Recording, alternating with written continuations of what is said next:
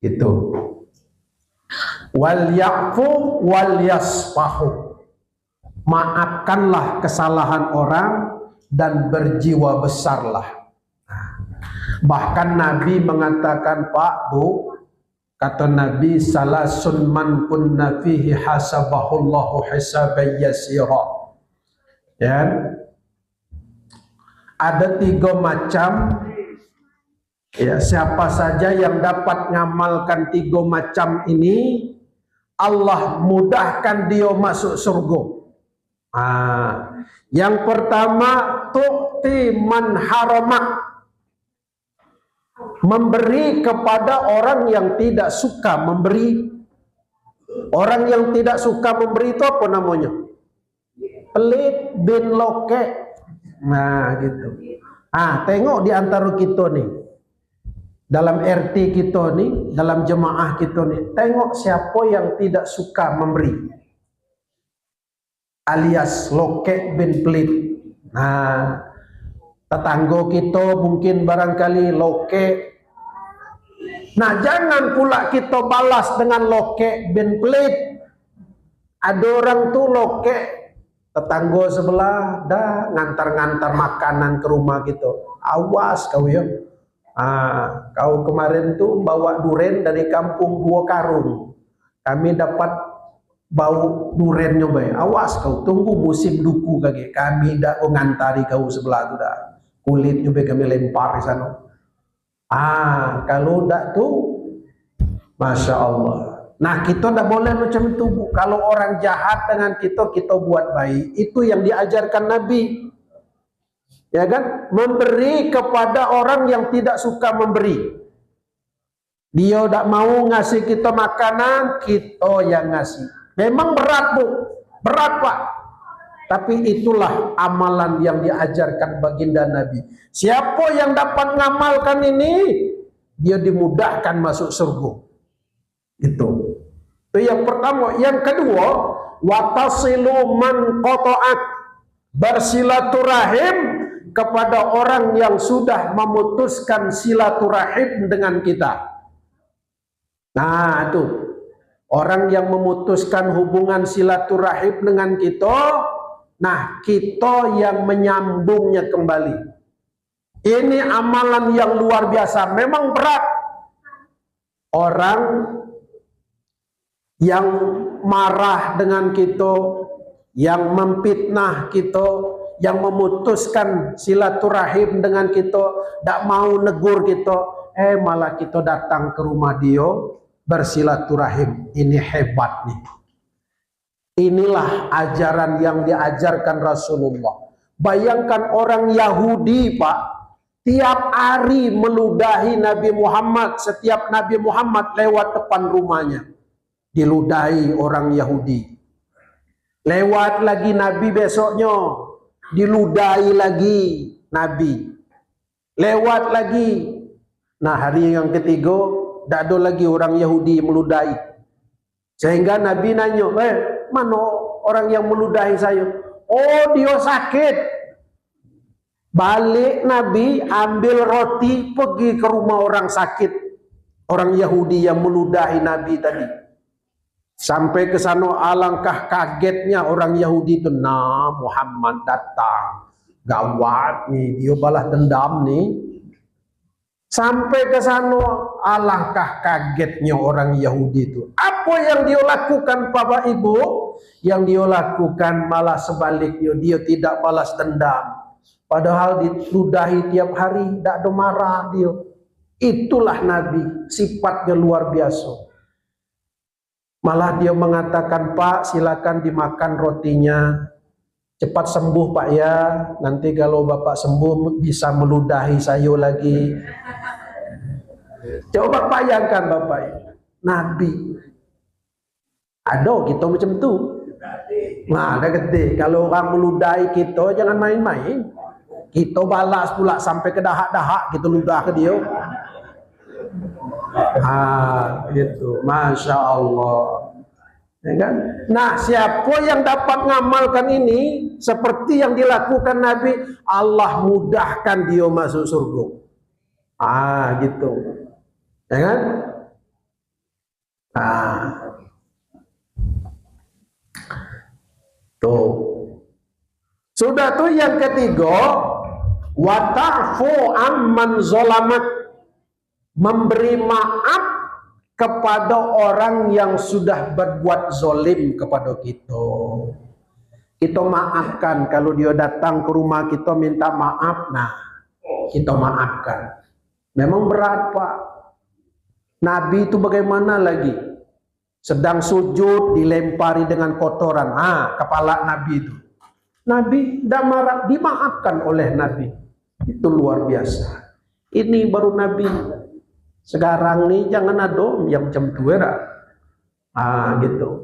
Hebat. Nah, siapa yang punya sifat seperti ini, inilah sifat yang diajarkan oleh baginda Nabi Muhammad sallallahu alaihi wasallam, memberi maaf kepada orang yang sudah berbuat zalim kepada kita. Kapan kita dianjurkan minta dan memberi maaf?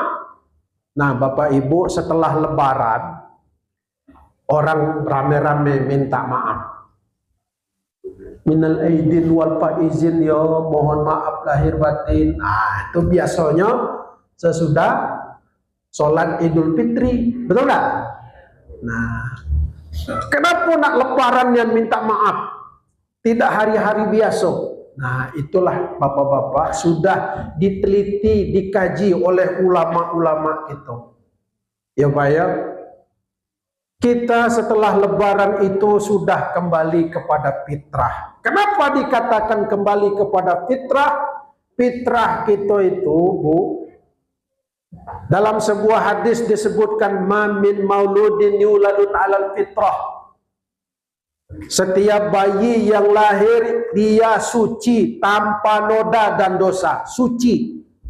Nah, setelah kita hidup di dunia ini menjadi remaja, dewasa, bahkan menjadi orang tua, bergaul kita, maka mulailah kita melakukan dosa.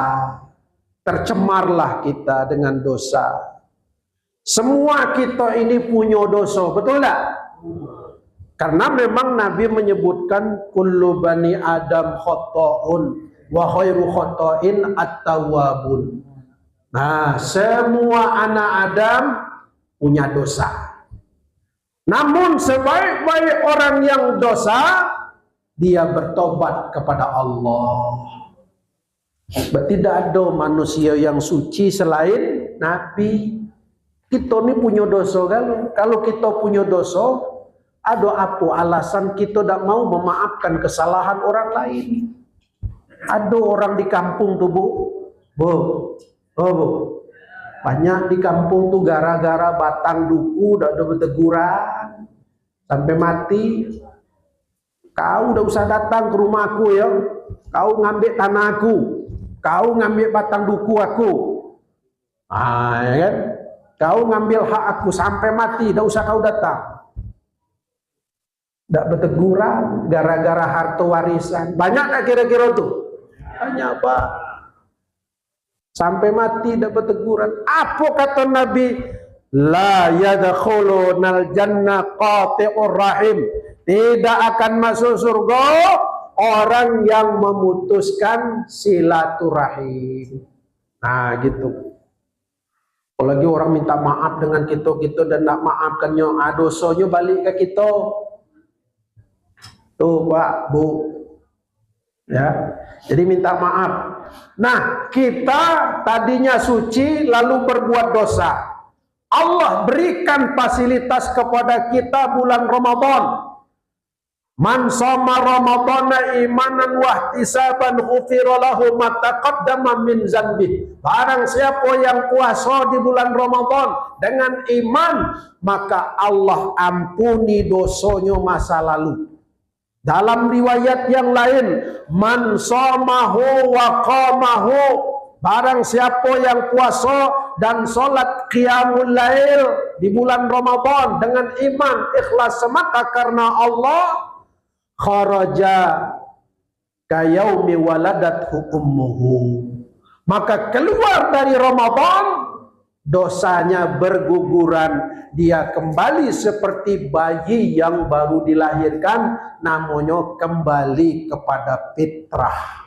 Itulah maka disebut kita minal aidin wal faizin. Itu doa, Bu. Doa. Nah, banyak kita lihat di situ, Bu. Di apa namanya? Pamflet-pamflet, baliho-baliho.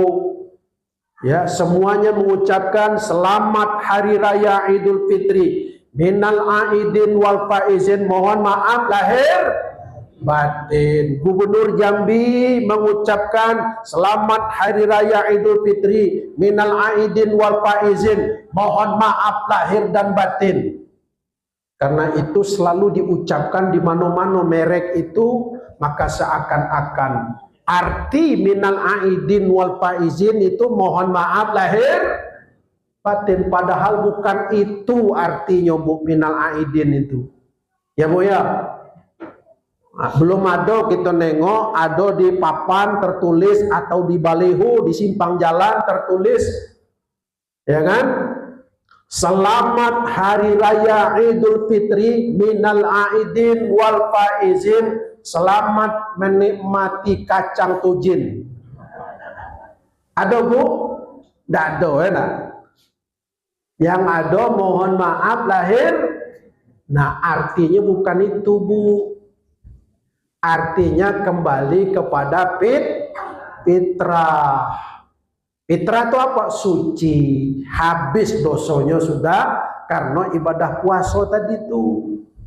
Sebenarnya ada kata-kata yang tidak masuk di dalam itu. Apa itu?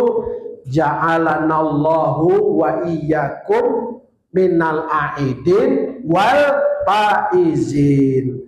Itu, Bu, doa itu artinya apa? Ja'alanallahu, semoga Allah menjadikan kita orang yang kembali kepada fitrah dan kemenangan. Menang apa? Menang melawan hawa nafsu. Gitu, Bu, ya. Nah, jadi kita sudah suci, Bu. Ya, kalau sudah suci kembali, ya kan, dosa kita kepada Allah sudah Allah ampuni. Tuh, dengan kita menjalankan ibadah puasa, sholat tarawih, tadarus Al-Quran, semuanya sudah. Tapi selesai sampai di situ? Belum selesai. Ternyata ada dosa yang tidak Allah ampuni sebelum kita minta maaf kepada orang yang sudah kita melakukan kesalahan kepadanya. Makanya nyangkut, Bu. Belum kembali kepada fitrah kita. Masih nyangkut. Kenapa? Ada orang-orang yang kita mungkin barangkali bersalah kepadanya. Maka kita harus segera meminta maaf. Karena hadis Nabi menyebutkan, mangkana mazlamatul li akhihi, barang siapa yang berbuat zolim kepada saudaranya, falyatahallalhu, maka segeralah meminta halal. Makanya ada acara halal bihalal nih, ya, karena hadis nih tadi. Nah, tentulah kita kemarin ketika hari raya ada yang balik kampung, betul lah? Tidak sempat kita bermaaf-maafan. Maka orang tua-tua kita dulu, para ulama dulu membuat acara halal bihalal ini. Kita kumpul bersama, baca Quran, baca sholawat, kemudian bersalam-salaman. Tujuannya supaya kita betul-betul bersih. Ya, dosa kepada Allah sudah Allah ampuni, dosa sesama kita satu RT satu jemaah ini diampuni Allah dengan saling bermaaf-maafan. Kepada siapa orang yang lebih dulu kita minta maaf? Tentunya kepada orang yang lebih dekat. Ya, Bu, ya. Ibu, istri minta maaf kepada laki. Ini kadang-kadang terbalik, Bu. Ditanya, Bu, sudah minta maaf dengan Pak Wali Kota? Sudah, Pak. Dengan Pak Camat? Sudah, Pak. Sudah minta maaf, kami halal bihalal kemarin. Dengan Pak Lurah? Sudah. Dengan PRT? Sudah. Sudah kan, lo? Dengan laki, Bu? Oh, iya, dengan laki belum. Ya Allah, awak setiduk serumah. Dengan laki itulah kita dulu minta maaf. Gitu. Karena dengan laki itulah kita banyak dosa kan? Dengan orang lain kita tidak ada berdosa. Dengan laki itulah kita banyak dosa. Apa dosanya? Banyaklah dosanya Bu ya. Dosa tadi itu ya. Yuk laki selama kau ya kan sudah kasih sayang kepada kita, ya kan. Itu ada istri minta maaf dengan lakinya lebaran kemarin. Pak, kata dia, aku nak minta maaf. Maaf apa, kata lakinya. Dah, aku nak minta maafnya. Iya, aku maafkan lah. Dah, kau serius kau, kata dia. Aku minta maaf. Maaf apa? Dah, kemarin tuh ketika bapak mandi masuk ke WC, duit dalam dompet tuh aku yang ambil. Oh, berarti kau lah tikus selama kaya ngambil duit aku, dan dia berkata lagi. Semenjak tubuh lakinya setiap nak mandi, bawa dompet dalam WC. Takut kena ambil tikus ya tak? Iya, laki bininya pintar cari duit, ya tak? Ada bapak-bapak bangga dia, enaklah kau, bini kau pintar cari duit. Yo, pintar cari duit, di mana aku nyimpan duit dapat dengan dia. Lah jauh duit aku simpan bawa laci tu. Dapat dengan dia. Oh, macam tu pula. Pintar cari duit. Masya Allah. Dah jam berapa? 9:30 dah. Baiklah Bapak Ibu hadirin sekalian, inilah pentingnya kita bermaaf-maafan. Halal bihalal ini adalah merupakan budaya yang tidak ada di tempat lain. Di Mekah tidak ada. Padahal di Mekah ini lahirnya Islam. Di Mekah tidak ada halal bihalal. Hanya di Indonesia. Itu Bu ya. Jadi di Mekah itu macam-macam lah Bu ya. Ada ibu-ibu berangkat umroh dengan saya bulan Oktober kemarin. Wah, lagi di pesawat berdoa pada Allah. Wah, sambil megang tasbih, sambil nangis dia. Ditanya kawan, Pak, ngapa nangis? Dalah, kata dia. Nah, hebat bapak nih. Belum lagi sampai ke Mekah, belum lagi nengok Ka'bah lah nangis. Hebat bapak lah, taubat nih ya nampaknya bapak. Wah, itu ya. Udah tuh jawab dia, enggak, bukan soal itu, kata. Kambing aku sampai kini tidak masuk kandangnya. Ingat di kambing dia. Masya Allah. Padahal sudah di dalam pesawat, masih ingat dengan kambing, belum masuk kandangnya. Ada pula ibu-ibu lah depan Ka'bah, ya Allah. Nah, berdoa kepada Allah, menangis dia, meleleh. Jadi ibu-ibu kawan sekampungnya kan tahu perangai ibu kok. Wah, depan Ka'bah nangis dia. Sampai di hotel nanya ibu tuh, wah ibu tadi hebat ibu, nangis, hebat ibu. Itu sekampung, aku tahulah ibu nih, hebat ibu, tobat benarlah ibu. Nangis. Enggak, aku bukan soal itu, kata dia. Kaki aku dipijak orang Arab, kata dia. Pantas, ibu tuh nangis kencangnya. Kaki dipijak orang Arab. Masya Allah. Gitu. Jadi Bu, Pak, penting kita saling bermaaf-maafan. Karena dengan saling bermaafan, dosa kita benar-benar bersih. Mudah-mudahan di acara halal bihalal ini, marilah kita bersama-sama bermaaf-maafan dan terus lanjutkan ibadah puasanya. Sudah selesai Bu, puasa Syawalnya? Belum, ada sebagian separuh enak. Saya baru 2 hari baru ya. Insyaallah lanjut ya Bu ya. Baik, demikian yang dapat saya sampaikan. Terima kasih atas segala perhatian. Mohon maaf atas segala kekurangan. Wallahu muwaffiq ila aqwamit thoriq. Wassalamualaikum warahmatullahi wabarakatuh.